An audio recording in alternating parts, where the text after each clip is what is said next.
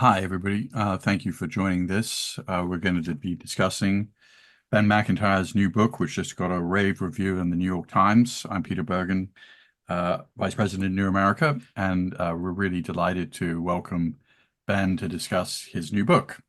So over to you, Ben. Well, thank you so much, Peter. I thought I'd just quickly run through the sort of background to this story and what it's essentially about. Perhaps we'd have the next slide now.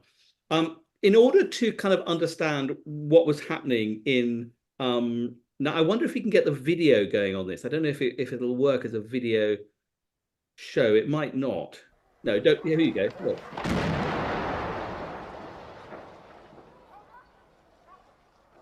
This was the television footage that was broadcast live in the UK on all three channels simultaneously.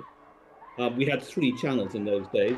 What you see here are the SAS assault group going in to the Iranian embassy in central London in an attempt to liberate the 24 hostages who remained inside. The building caught fire more or less immediately. Those are the first of the hostages being brought out at the back there. And then you can see that the fire brigade have arrived and water is being poured onto the burning building. And the final little clip here you will see is of a man called Sim Harris, who was a BBC sound recordist trapped inside the building, escaping across the front of the building and jumping into the building next door. Um, this, as I say, was broadcast live on television, not just in Britain, but across the world. And it was, at that time, probably the most dramatic TV footage anyone had ever seen. We are used to it now. I mean, we expect television news to be broadcast straight into our homes and onto our handheld devices. Then it was completely unprecedented. And let's have the next slide, because to sort of understand what was happening here, it has to be put into context. In 1979, a year before the events you've just seen, Ayatollah Khomeini came to power in Tehran, in Iran, ousting the Shah and beginning what would turn out to be a sort of a half-century battle, really, with the West. He was at daggers drawn with America. He was particularly detested Jimmy Carter. And as many of your listeners will know, quite soon after the revolution, in November 1979, the American embassy, and we'll have the next slide now, the American embassy in Tehran was attacked by Islamic militants who took it over. You see some of them here. They described themselves as students. They were actually clearly part of the regime. Let's have the next picture as well. The hostages were paraded. They would be held there for 444 days in all, more than 50 American diplomats and service personnel. And 6 days before the events we're about to discuss, let's have the next slide, if you don't mind. America attempted to liberate the hostages in the ill-fated Operation Eagle Claw, which was an absolute disaster. The special forces, it failed calamitously. In fact, it almost literally never got off the ground. You can see one of the burned out helicopters here. And that was a catastrophe that marked the Carter administration for the rest of his time in office. Let's have the next slide, because one of the things that the Iranian revolution did was it set off expectations among many of the different people in Iran that they would obtain their political rights. And among the groups that expected that were the Arab minority in southwest Iran, the area where most of the oil comes from. 6 of them, you see them here on the morning of the assault on the Iranian embassy, decided to attack the Iranian embassy in London. In a way, it was a tit-for-tat operation for what was going on in Tehran, for the militant occupation of the American embassy. So the two events are inextricably linked. Let's have the next slide. That picture, by the way, the attack on the embassy was orchestrated by Iraq. This is something that people often forget, but the reason that the Arabs chose the Iranian embassy in London was that Saddam Hussein and his intelligence services, and in particular the man you see in the middle here, Abu Nidal, who would go on to become the most infamous terrorist of all, had organized it. And this was Saddam's way of trying to destabilize Iran. It was, in a way, the precursor to the Iran-Iraq war, which would erupt later that year, later in 1980, with bloody ferocity. But in a way, the first battle was fought out on the streets of London. Let's have one more slide, or perhaps a couple more here. The man guarding the embassy was a British policeman called Trevor Locke. Actually, probably the last person you would expect ever to be in a situation like this. He joined the diplomatic protection group because it was boring. He didn't think anything would ever happen. He ends up playing an incredibly important part in the story that follows. Let's have the next one again.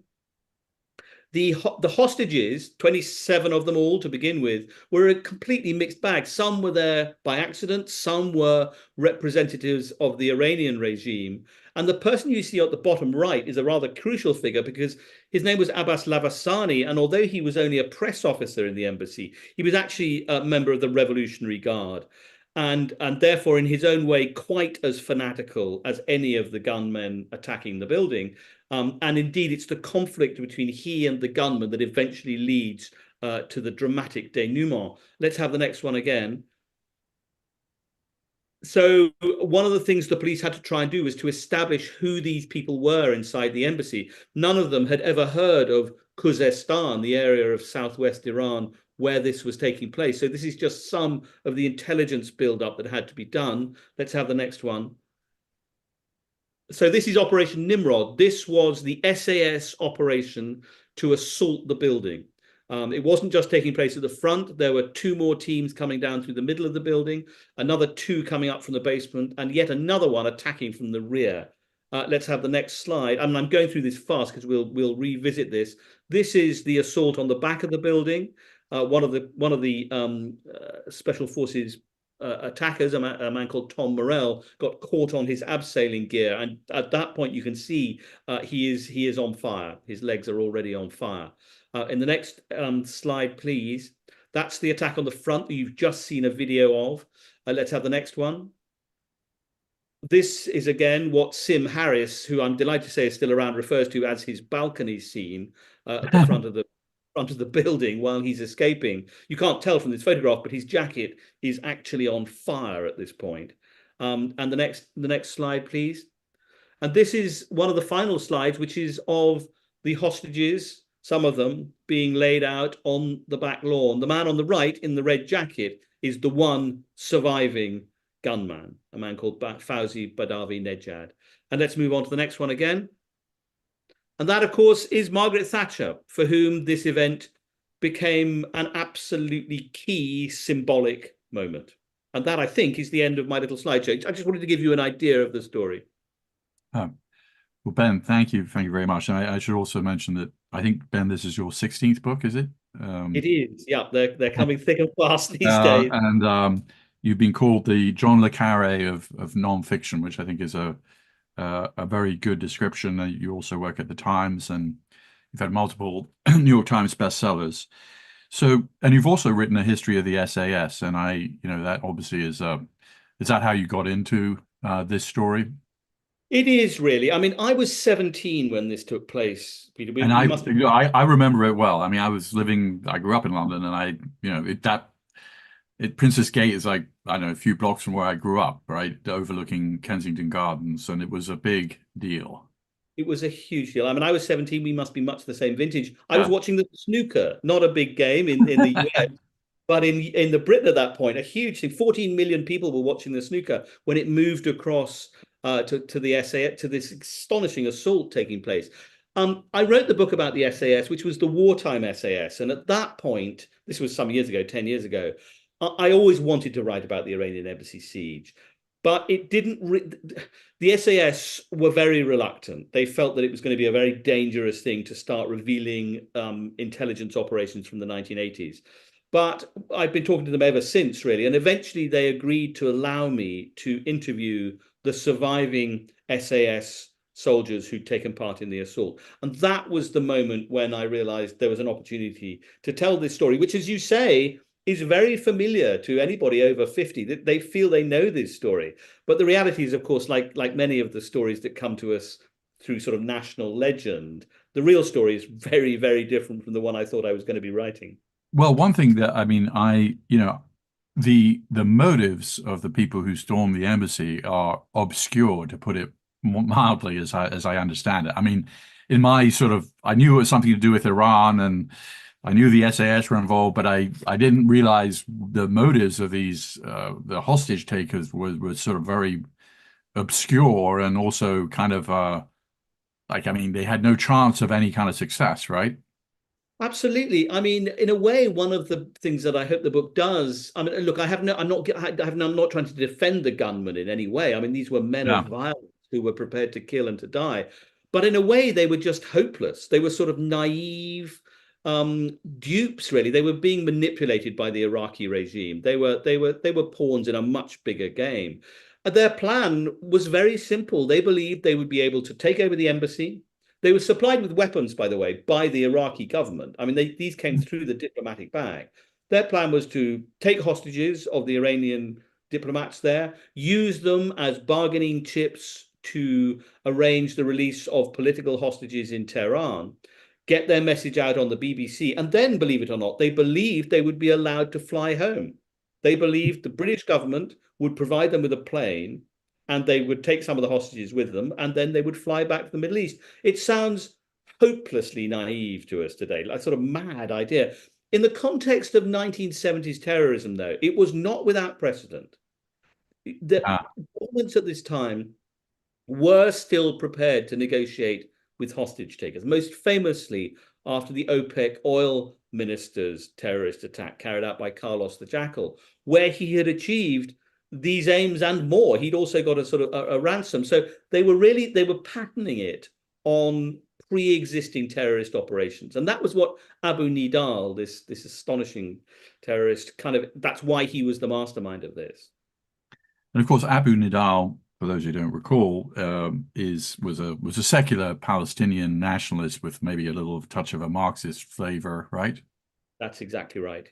Yeah, he was Um, also fairly psychotic and a mass and he rather famously tossed Leon Klinghoffer overboard on the Achille Lauro, an elderly Jewish American man, and killing him in the process. Yeah, I mean, he Um, was an absolute brute, Abu Nidal. At this point, in 1980, he was working and living in Baghdad as a kind of freelance terrorist advisor to Saddam Hussein. yeah, and Saddam, of course, was no friend of the what when we think about is terrorism from the Middle East, we tend to think of Islamist terrorists, for whom Saddam had no particular affection since he was a secular dictator. But in terms of these Palestinian secular dictators, he was sort of housing them then. He was. I mean, he was using them for his own political purposes, principally to destabilize the regime next door. I mean, the Iran-Iraq conflict is right on the horizon. Yeah. Um, and of course, what these young Arab gunmen have no idea really is of the broader geopolitical situation they were in. It seems to me they were completely unaware of what they were really being used for.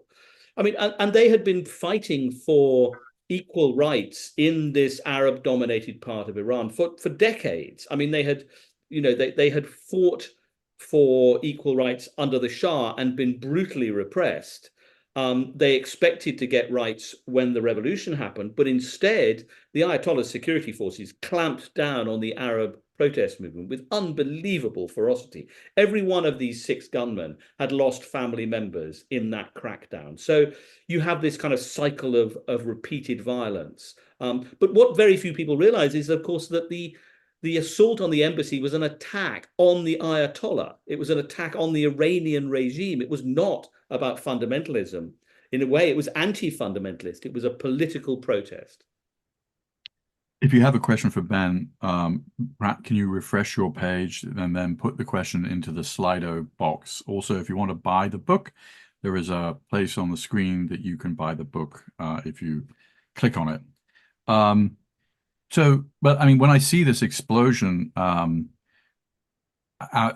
the embassy, well, I mean, I think you mentioned at the beginning the Desert One, which of course was this totally catastrophic special operations failure, and obviously the attack, the SAS had a very different outcome here with the hostage taking in the Iranian embassy. But the reason we have Joint Special Operations Command, as you know, Ben, is because of everything that could go wrong with the hostage rescue operation on the U.S. side did go wrong.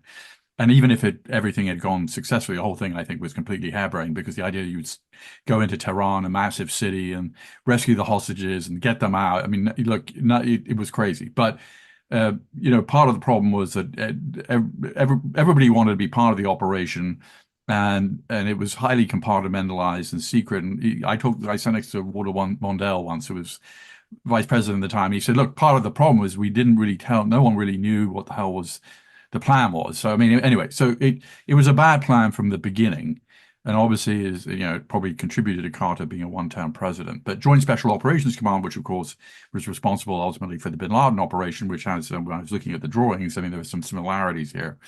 But how does the SAS assess this operation in terms of its success, or obviously some how did it go? Because when a large bomb goes off and the building is on fire, that doesn't seem like a complete success.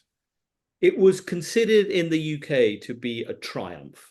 That was the word that was bruited around. It was Right. seen to be partly in contrast, it has to be said, to the failure of Operation Eagle Claw Yeah. in the Iranian desert. I mean, Mrs. Thatcher, being Mrs. Thatcher, was not above contacting the Americans and saying afterwards, if you ever need any help with anything, we're always here. I mean, she was crowing like mad. So for the SAS, it was an absolute turning point, because until this point, very few people had ever heard of the SAS in the UK. They were an Right. entirely secretive organization. They were operating in Northern Ireland. They had operated in the Northern African desert and elsewhere during the Second World War, but they were not household names.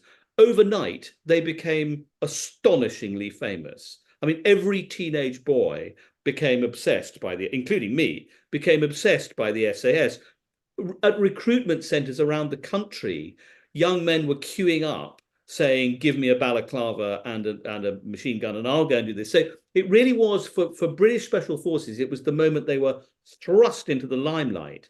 And actually, you will find people who say that that was very bad for the SAS, that it Right. actually made it much harder for them to operate thereafter, because there was this tension, and there still is, between their celebrity and the need for secrecy. As you know, Peter, you Right. can't do special operations if everybody's looking over your shoulder.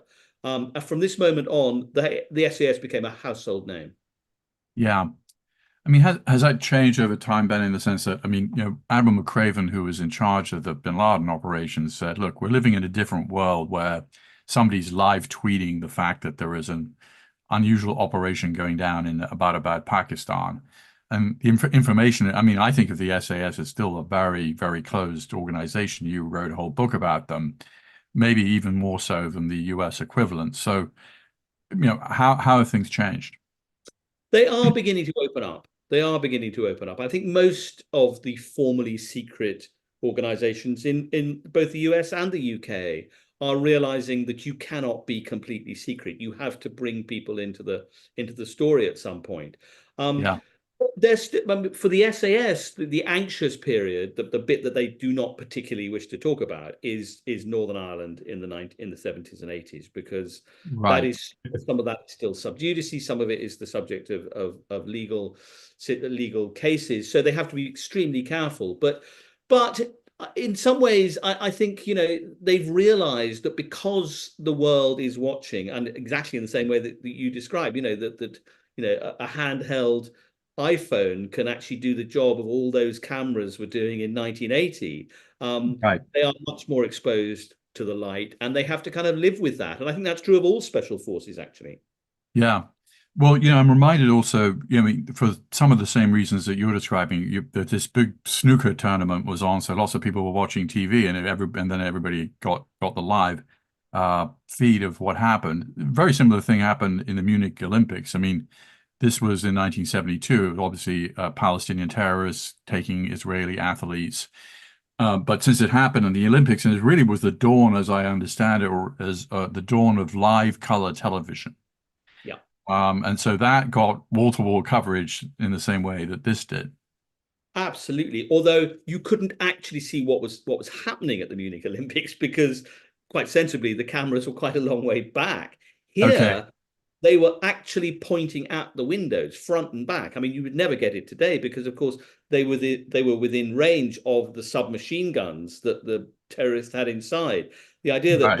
that the press were literally standing outside the building and reporting it, that oddly would never happen today. But it really was. It was a turning point. But you mentioned the Munich Olympics, and that is in a way the key also to this story, because the Munich Olympics 1972 was the moment that European and American governments realized they had to have some sort of standing force ready to go in case of hostage taking situations. So the SAS had secretly been training for exactly this kind of event for 8 years. The Hereford headquarters of the SAS.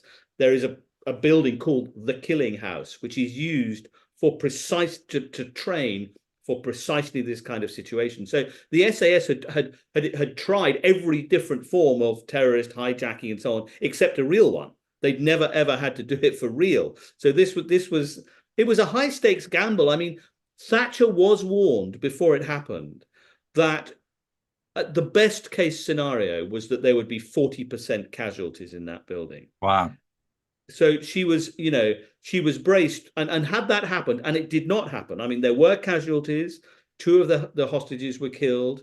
Five of the six gunmen were killed, but it was comparatively, it was extraordinarily successful. I mean, in terms of blood lost. Had it gone the other way, and there was every chance that it could have done. I mean, the man who organized the whole assault, who ran Operation Nimrod, said to me, he said, if we'd gone in 5 minutes earlier or 5 minutes later, this would have been a bloodbath. And had Wow. that happened, Thatcher's premiership would have come to an early end. There's very little doubt about that. I mean, And she'd only I, been in power for less than a year, so she right. was a real gamble. And I see in the book that they were putting listening equipment into the embassy, so they had some sense. I mean, now today they would have thermal imagery of all these folks as well, right? So, but they did have some technical kind of advantages over the hostage takers, right? Oh, they absolutely did. It seems so rustic to us today, the idea of what they were getting up to, because now, of course, yes, you'd be able to hear every conversation going inside from a mile away. Mm. Then they had to literally drill micro probes into the walls from either side. So the two buildings on either side had MI5, our security service technicians and police technicians, with hand drills drilling tiny holes into the building. I mean, there's a comical aspect to this because the sound of those drills was heard by the gunmen inside. And they became convinced that it was going to be the prelude to an attack. And they summoned Trevor Locke, the policeman that I showed you at the beginning of the slideshow, and said, Mr. Trevor, what is happening? We're about to be attacked. And he said, I think you've got mice in the walls. They knew perfectly well that wasn't true. But then they did two things really. First of all, they persuaded the gas board to dig an enormous and very loud hole with pneumatic drills outside the front door to try and disguise the noise. And when that didn't work, of the drills being used, they diverted planes from Heathrow to fly low over the embassy to Wow. disguise the sound of the drilling. I mean, it sounds sort of extraordinary today, but amazingly, for the given the time, after 5 days, they were beginning to establish quite a clear audio picture of what was happening inside that 56-room building, where the gunmen were, who the leaders of the gunmen were, how many hostages there were. The women were being held separately. They worked that out. So they were getting an audio picture of what was happening. And so that fire was caused by a flashbang grenade. Well, it was caused by two things, really. Yes, I mean the SAS threw in flashbangs before they went in. They also fired tear gas canisters from the road were being fired in through the windows, which also have an incendiary effect that they explode as well. Plus, the gunmen inside the building had soaked some of the rooms with petrol, with gasoline, and photocopier fluid and other inflammable liquids they had found in the basement. So the speed at which the building burned actually took the SAS completely by surprise. They were not expecting it to go up that quickly. So in many cases, some of the assault teams were fighting through fire and smoke as they went in flammable tunics, believe it or not. These things, these overalls they were wearing were not fireproof. It was, it was the technology seems to us extraordinary today. You would never attack a burning building in an overall that was in fact flammable. Um, yeah, one outcome of the Munich Olympics, which I think was intentional, was it kind of put the Palestinian cause back, back at center stage, just as October 7th was attempting to do with Hamas. It doesn't, I mean, I learned from your book, I didn't understand the motivations of these guys. So the Sunni Arabs, obviously a minority in Iran, who wanted some kind of quasi-independent state for themselves, but yet that message it certainly wasn't communicated. I mean, I was 17, so maybe I wasn't paying enough attention, but it seems that like that political message didn't get out.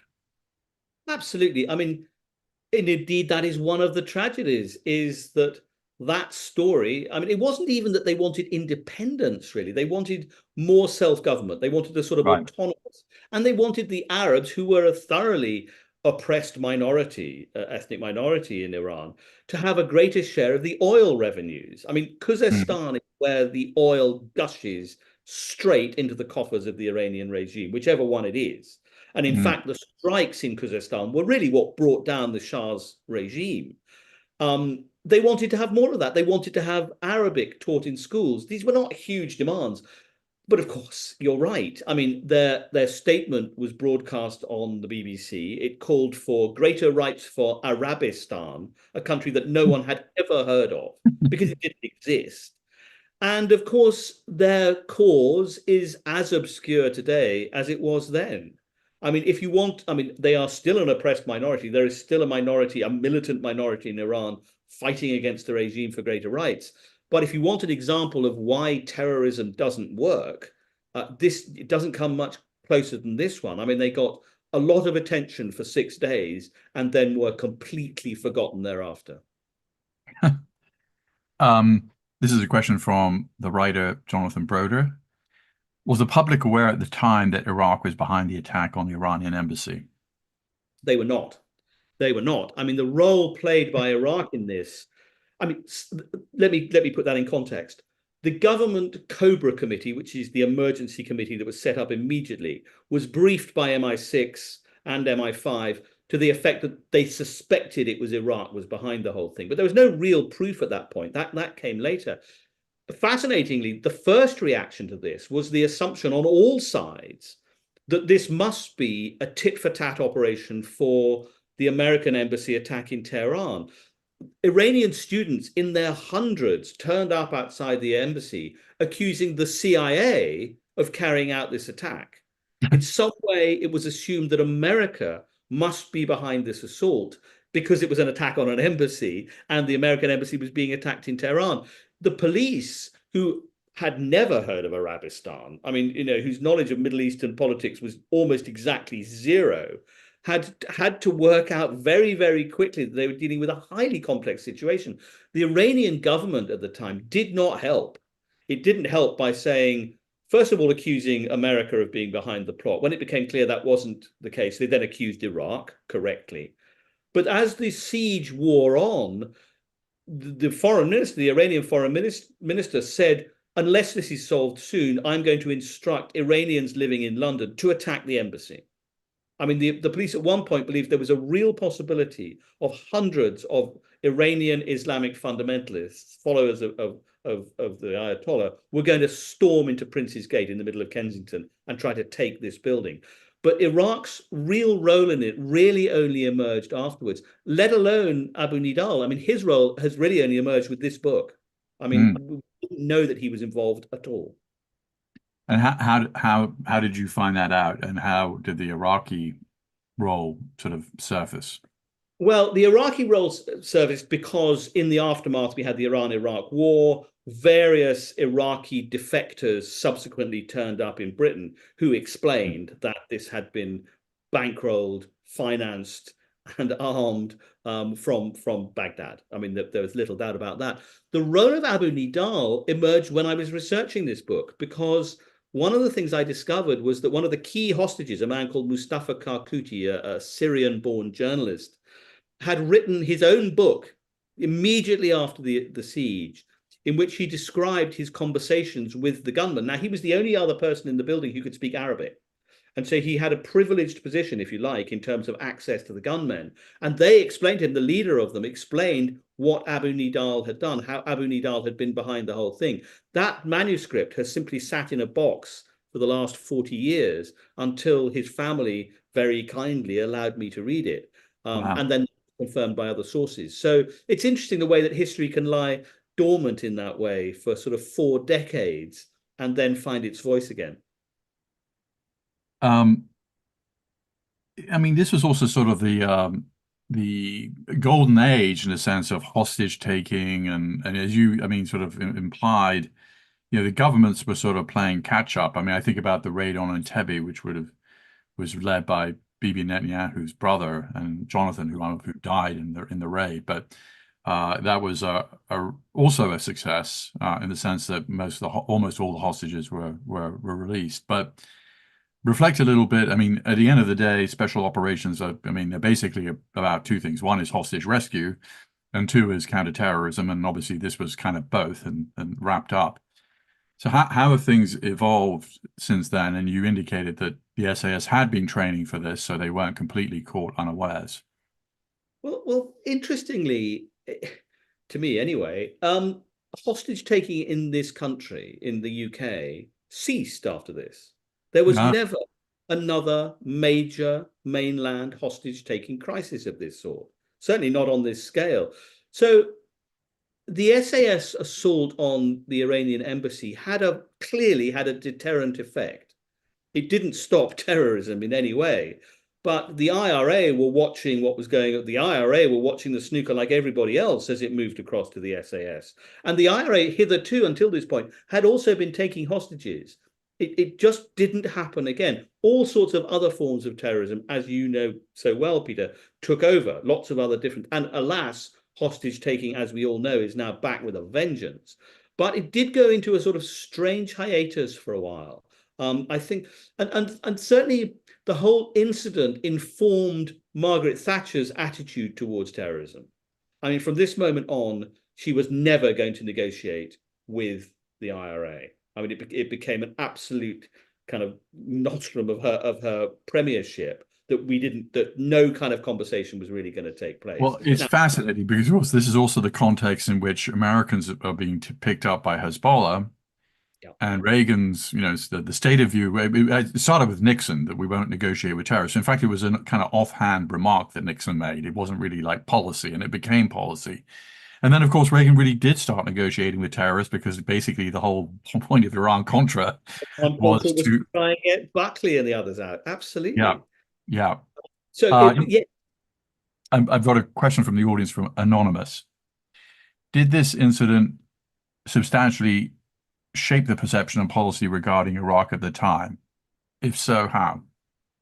regarding Iraq or Yeah, regarding Iraq? regarding Iraq. No, I don't think it did, because I think there wasn't a general perception that this was an Iraqi operation. I mean, Iraqi intelligence had carried out attacks on British soil before. The Mm. Iraqis were viewed as very hostile customers by the security services and by MI6 in this country. But no, it didn't appreciably alter. The main focus was Iran. Iran was considered to be the sort of number one enemy. And in a way, that is why the gunmen and had chosen Britain for this terrorist spectacular, was because they believed the British were on their side. They believed the British were also opposed to the Ayatollah and would Mm. therefore give them a fair hearing. So it didn't substantially affect relations with Iraq. That would all come later. On the other hand, if you see this event, as I do, as being one of the kind of founding conflicts really of the Iran-Iraq war, as we all know, the Iran-Iraq war leads into the first Gulf War, the second Gulf War. We then have 9/11. these events are all connected. So what we're seeing here, in a way, is one of the first flashes that ignites that story. I don't know what you think, Peter, but I think there's a good argument to be made that the most significant single episode of the latter part of the 20th century is the Iranian Revolution. I couldn't agree with you more. Iran changes everything. And what we're Yeah. seeing in the Middle East today is a direct legacy of that upheaval, which was unexpected, unseen by Western intelligence. Even the Soviets had no idea it was coming. It came from a blue sky, but it changed and still changes everything. And of course, the Iran-Iraq War was probably one of the least covered wars of the 20th century, and also one of the most lethal And also one of the most pointless. and I mean, pointless. It was a draw after a it decade. was a terrible draw. I mean, as Kissinger once said, fairly brutally, we hope they both lose. Um, and sure enough, they kind of both did. I mean, it was Right. horrific. I mean, there are some estimates that say 1 million people perished in that conflict. And of course, Donald Rumsfeld was secretly giving intelligence to Saddam about Iran, which is why Saddam miscalculated later, thinking Yeah. that the Americans would sort of, that their intelligence was so good that they would understand, his, in a sense that they were his allies, and he also miscalculated on the WMD issue because he thought that, of course, the Americans knew that he'd given up his weapons, which was, of course, not the case. But Yeah. so Maggie Thatcher was a year into her and the Falklands came when? Very soon afterwards. I mean, Right, the Falklands is going on in sort of within 2 years. right. And of course, in a way, Thatcher's relationship that she forged with the military as a result of this event. I mean, you saw the photograph of her there posing with the SAS in their full combat gear. That was something she did with some regularity after this. I mean, Yeah. she believed, and she actually did have a kind of special relationship with the military. And some believe, and I think there's an argument to this, that her approach to the Falklands conflict was particularly gung ho and sort of determined and somewhat jingoistic as a result, partly of this event. I mean, that she felt that Britain had demonstrated that it was still a major military power, even though this event took place in the centre of London, in a Georgian building just off Hyde Park. It was seen by her and her administration as a military success, Yeah. proof Britain, post-imperial Britain, could still punch above its weight.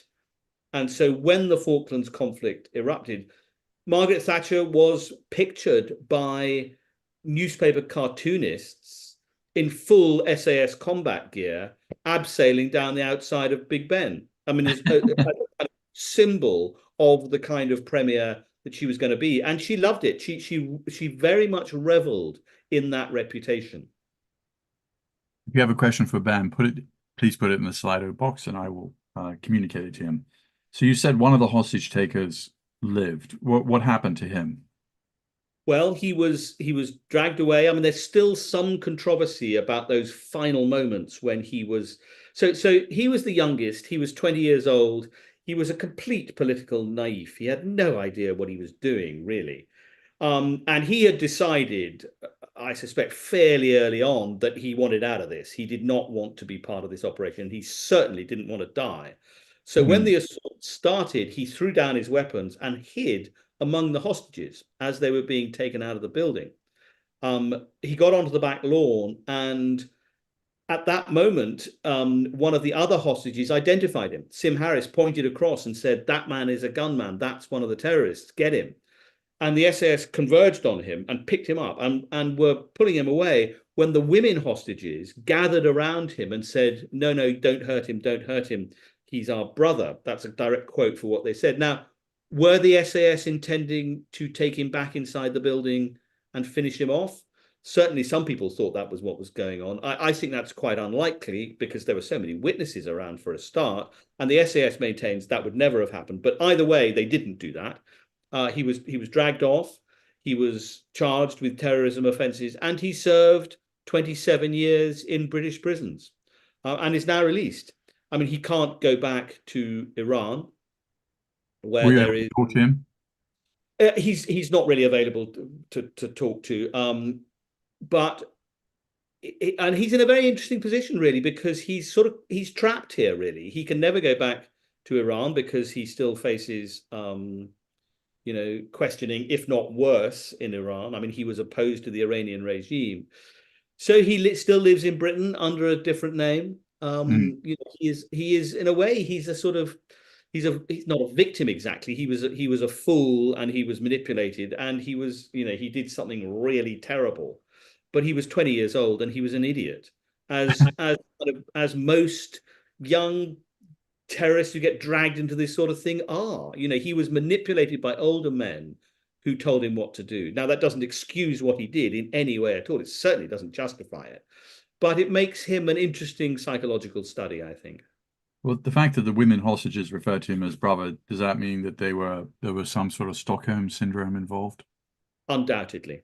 Undoubtedly. I mean, Stockholm syndrome occurs, I'm told, in pretty much every hostage taking situation. Now, that refers to the incident in Stockholm a few years after this one, actually, in 1986, when an armed robber broke into a Stockholm bank and took 6 hostages.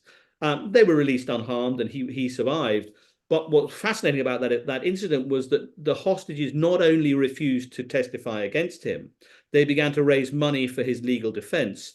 And at least one of them developed romantic feelings for him. So Stockholm syndrome is a kind of shorthand for the way that a bond begins to build up between the captors and the captives, often making sort of common cause in a way against the authorities outside. The police or the army begin to be seen by those inside the sort of, as it were, the sort of hostage taking room as being the enemy. And that undoubtedly happened in this circumstance. It also produced the flip side of Stockholm syndrome, which very few people know about, which is called Lima syndrome.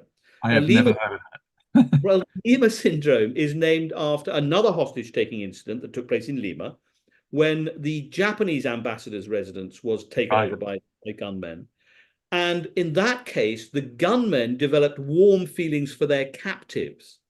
Um, It's sort of the reverse in a way. And they decided that they liked them so much and they felt so sorry for them that they couldn't go through with what they were supposed to be doing.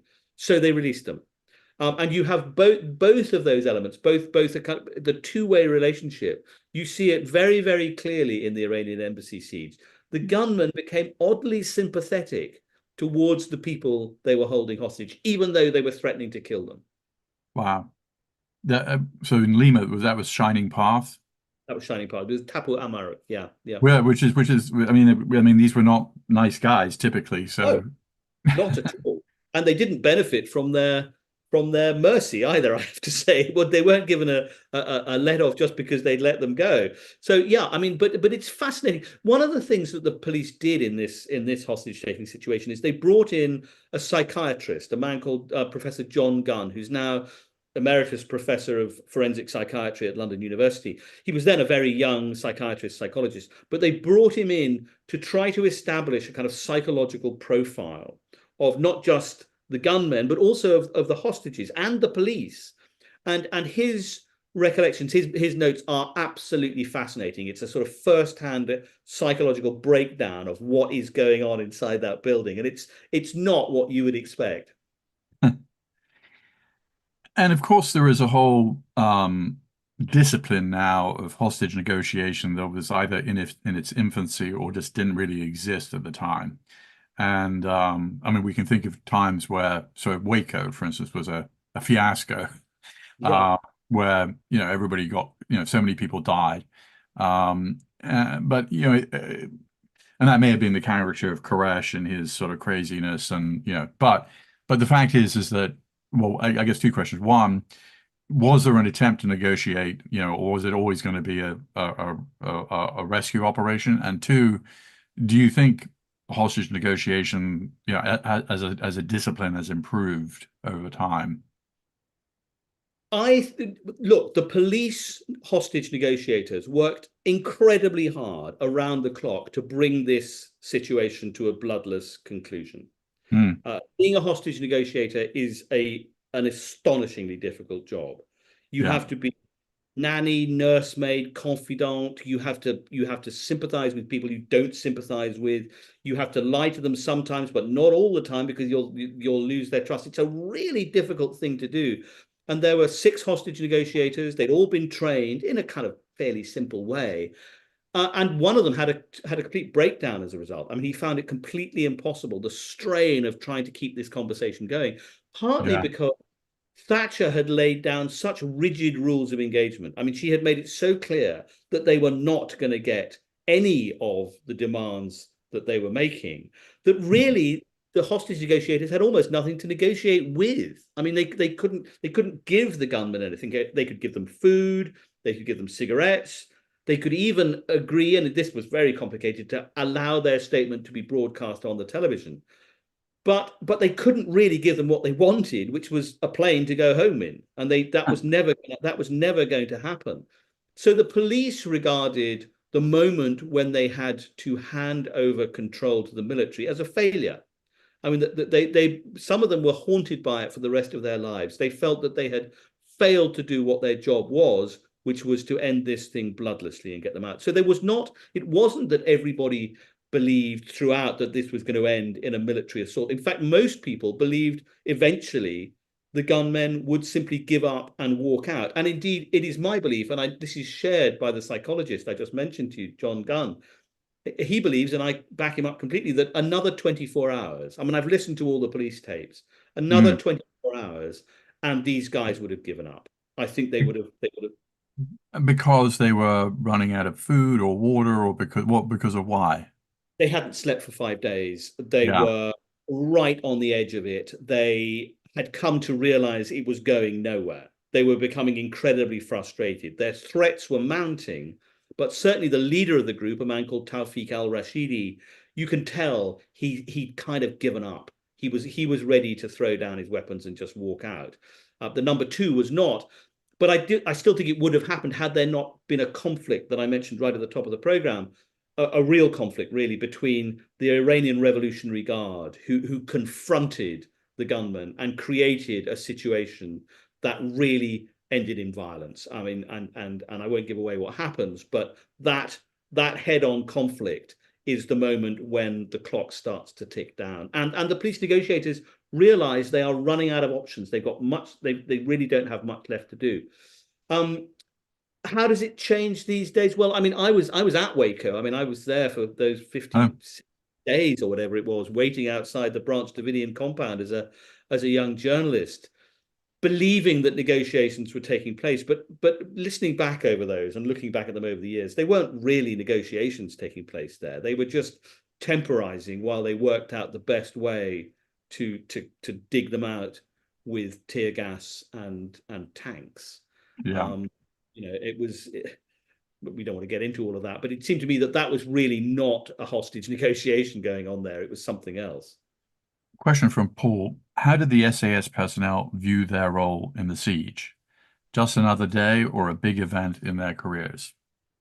A huge event, Paul. I mean, I think for those people who participated, it was the defining moment of their lives. And Mm, that in a way is what's made it so interesting to have them talk to me, because most of these people have never spoken about what they actually did. I mean, there's an old joke in the UK that, if everyone who claimed to have been involved in the Iranian embassy siege had actually been involved in it, that front balcony would have fallen off under the weight of them. But actually, very few people took part. There were only 32, of whom 20 are still around. I've mm, spoken to almost all of them. And they all, what's so interesting is that they don't boast about it. They don't brag about it. They're not inflated by it. On the yeah. contrary, they're rather humbled by it. And one of the interesting things I discovered in talking to them, while they are very proud of it, I mean, it was an astonishingly successful operation. I mean, really, given the amount of bullets and bombs and tear gas flying around, it's amazing there weren't more people killed. They were astonishingly lucky. You have to have luck in all military operations. That luck always plays a huge part. And Hector Gullen, the man who framed it, said to me once, he said, we had luck, but we made our own luck. You have to be trained to use luck. There were lots of the intelligence was wrong inside that building. They were attacking the wrong bits, so they had to kind of move on the ground. They had to change plans as it was going down. And that again is a sign of really good training if you know how to adapt to a situation that is moving around you at such speed. So it is considered to be a kind of textbook example of how you do one of these operations. And afterwards, the SAS was actually being hired out to foreign governments to advise others on how they should do. Again, it was part of Thatcher's kind of showing off, really, was to kind of say, well, you can borrow the SAS for a bit if you need them. One of the things that struck me is, in fact, I was oddly moved by this. A couple of the people that I talked to, the SAS guys, said, I told them about the gunman, I told them about what the real story was, and they didn't really know it. They hadn't really been aware that who these people were. And one of them said to me, having read the book, said, I'm finding this very difficult because you've humanized a group of people. He said, I don't back them, and you don't either, as the writer of this book, but you've given them personalities. We know where they come from. We know about their families and their middle names. He said, I'm finding that very difficult. I'm finding it very difficult to come to terms with that. Obviously this happened pretty quickly. Was there time to do a rehearsal of the raid? No, no, No. no. There was So no they were time. There was no time. And indeed, the plan kept evolving over the 6 days. It was refined and changed and altered depending on circumstances. No, they had never done, a live operation like they'd never even trained for something quite as complicated as this. A 56-room building on 7 floors, the front of which was armor plated. I mean, it was like a cross between a warren and a fortress. It was a stronghold assault, as it is called in the jargon, I mean, Abbottabad is a good example, but it's a very, very difficult thing to carry out, particularly if they know you're coming. right. Some of the Gordon's lot did not know the moment it was coming. These gunmen knew that it was coming. I mean, the minute the bomb went off in the middle of that building, they knew they were under assault, and it was going to be very hard. This is a good question from Anonymous. Did the raid in London have any impact on the thinking of the hostage takers in Tehran? None whatever, as far as we can work out. I Okay. mean, there was a hope. So the American government began to establish a back channel to Britain while this was going on, to the effect of end this bloodlessly. If we can please the Ayatollah by getting his diplomats out alive, we may be able to use that as a lever to get our people out of Tehran. And I think Thatcher's people believed that was the case, that if they could end this in a way that would be satisfactory for Tehran, that might conceivably open up that conversation, or at least, say, we've done our best. And Thatcher wrote to the Iranian government afterwards, saying, we hope you will look kindly on this and understand that, there are diplomatic norms that need to be observed. And absolutely not. Didn't have any. It had no appreciable impact on that conversation at all. In fact, it's just another example, I think, and I'd love your thoughts on this, Peter, of the way that the West has consistently underestimated just how intractable the Iranian government has been ever since 1979. There is an unwillingness to even engage in conversation, which is why the holy grail of sort of Middle Eastern diplomacy has been for so many years. How do we start a conversation with the Iranians? How can we get into a position? And that, in a way, Iran-Contra, you mentioned it earlier, that was also predicated on the hope that somehow this would unlock a more sensible, a more feasible form of relationship with Tehran. It just has not happened. And that is true again of the Iranian embassy siege in 1980. It did not. It ended highly successfully. The Iranians sent a note saying, "Thank you very much. That's terrific." They did not change their attitude towards their own hostage taking at all. Yeah.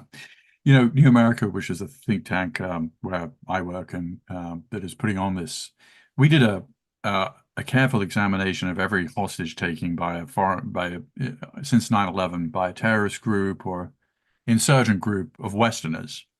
And we looked at the question of, do you negotiate or not?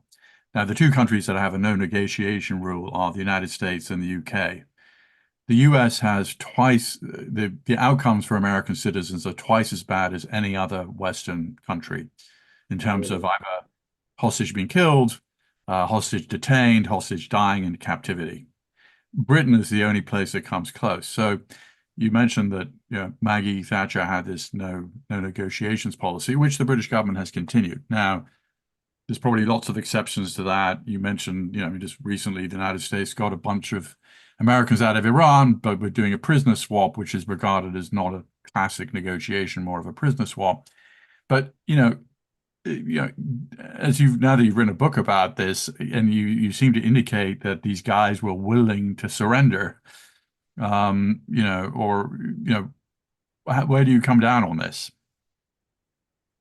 I think a negotiation strategy that simply has, as it is predicated on the idea that if you keep them talking long enough, Right, you will end this thing, is no way to assume that cannot be assumed to work. It doesn't always work. You right, know, actually, in some circumstances, negotiation, you have to offer something. So in this particular instance, one of the things that the gunmen wanted, and they fervently wanted it, was to have an Arab diplomat from anywhere. They didn't really mind Syria, Iraq, Algeria. They didn't care. They wanted some senior figure to come and talk to them, essentially to listen to them and to hear what they had to say. Thatcher wouldn't even do that. She wow, wouldn't even allow them that moment. Now, it is my belief that if she'd even bent a little bit at that moment, this is not even a prisoner swap. This is simply allowing the Syrian ambassador to get on the telephone and speak to them. It wasn't going to cost them anything. They could have done it. But that seems to me to be a classic example of how no negotiation can sometimes mean no outcome, no successful outcome. You are heading towards calamity if you don't negotiate at all. The book is The Siege by Ben McIntyre. If you'd like to buy it, there is a button on your screen. And we want to thank Ben very much for this very interesting presentation. Hopefully this is another New York Times bestseller to join all your others. And it's great to see you, Ben. And thank you for virtual applause here from the audience. And thank you for doing this.